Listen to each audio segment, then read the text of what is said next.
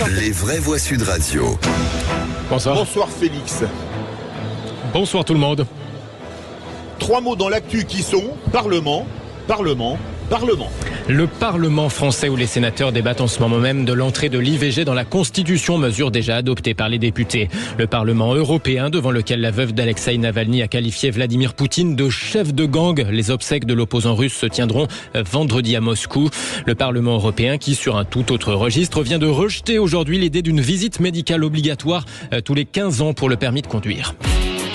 Les vraies voix Sud Radio. Le suspense est réel au Sénat en ce moment même. La Chambre haute se prononce sur une éventuelle entrée dans la Constitution de l'interruption volontaire de grossesse. Mesure portée par le gouvernement, soutenue par la gauche, déjà votée à l'Assemblée nationale. Sauf que la droite sénatoriale est beaucoup plus réticente. Le garde des Sceaux, Éric Dupond-Moretti, a donc pris la parole il y a 3/4 d'heure environ pour tenter de rallier les sénateurs hésitants. J'entends qu'un certain nombre d'entre vous ne souhaite pas importer des débats d'outre-Atlantique, mais nul besoin d'aller si loin. Les exemples polonais ou hongrois en Europe devraient suffire à vous convaincre.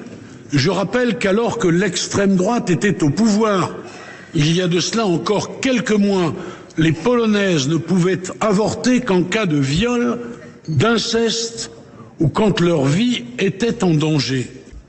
En Hongrie, les femmes qui souhaitent avorter sont forcées d'écouter au préalable les battements de cœur du fœtus qu'elles portent. Le garde des Sceaux a ensuite évoqué l'exemple de la chaîne française de télévision CNews qui avant-hier comparait le nombre d'avortements au nombre de morts du cancer ou du tabac. Il a aussi répondu au président du Sénat qui craignait de voir la Constitution devenir, je cite, un catalogue de droits sociaux. Éric Dupond-Moretti lui rappelle que le préambule de 1946 notamment a consacré un certain nombre de grands droits sociaux. On devrait donc savoir ce soir, même d'une minute à l'autre, ça pourrait arriver si le Sénat rejette ou adopte cette constitutionnalisation de l'interruption volontaire de grossesse.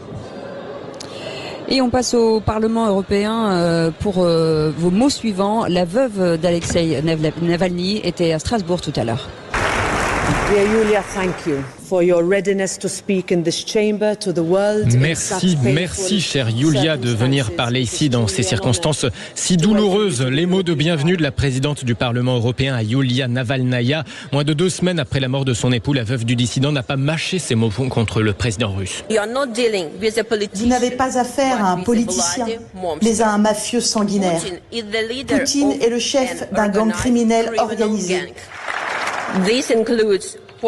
Cela inclut les empoisonneurs et les assassins, mais ce ne sont que des marionnettes.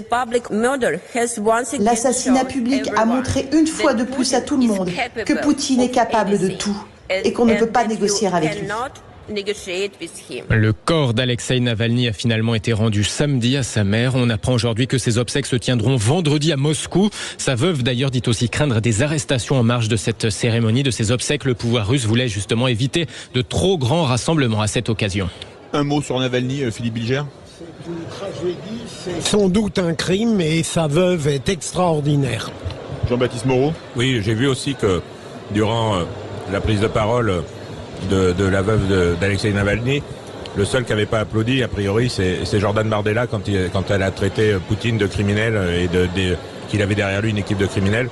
C'est assez révélateur de la vérité et de la façon dont se comporte le Front National. Et voilà, c'est assez révélateur, j'ai trouvé. Les images étaient assez marquantes. 3e mot, Parlement. Le Parlement européen qui votait aussi sur un sujet beaucoup plus prosaïque. Il a rejeté la visite médicale obligatoire pour le permis de conduire. Oui, les eurodéputés votaient sur une directive qui aurait rendu obligatoire une visite médicale tous les 15 ans pour pouvoir conserver son permis de conduire. Mesure portée par la commission des transports. Cela a fait beaucoup parler. Ça aurait consisté notamment à tester sa vue ou son ouïe pour vérifier qu'on pouvait toujours conduire. Mesure finalement rejetée à 323 voix contre 270. La droite s'est mobilisée contre. À la place, les députés européens adoptent le principe d'une sorte d'auto-évaluation par le conducteur, auto-évaluation de ses propres aptitudes quand il renouvellera son permis format carte. De son côté, celle qui portait cette mesure rejetée, l'écologiste française Karima Delli, la présidente de la commission des transports, dénonce, je cite, un manque cruel de courage politique. Olivier d'Artigol, s'auto-évaluer, c'est sympa. Non, j'étais favorable à cette proposition.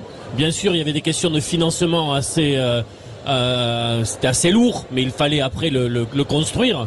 Mais ça me semblait être une proposition de bon sens que de proposer à partir d'un certain âge cette évaluation, bien sûr.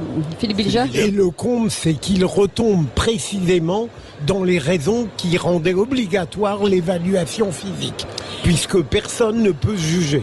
Merci beaucoup Félix Mathieu.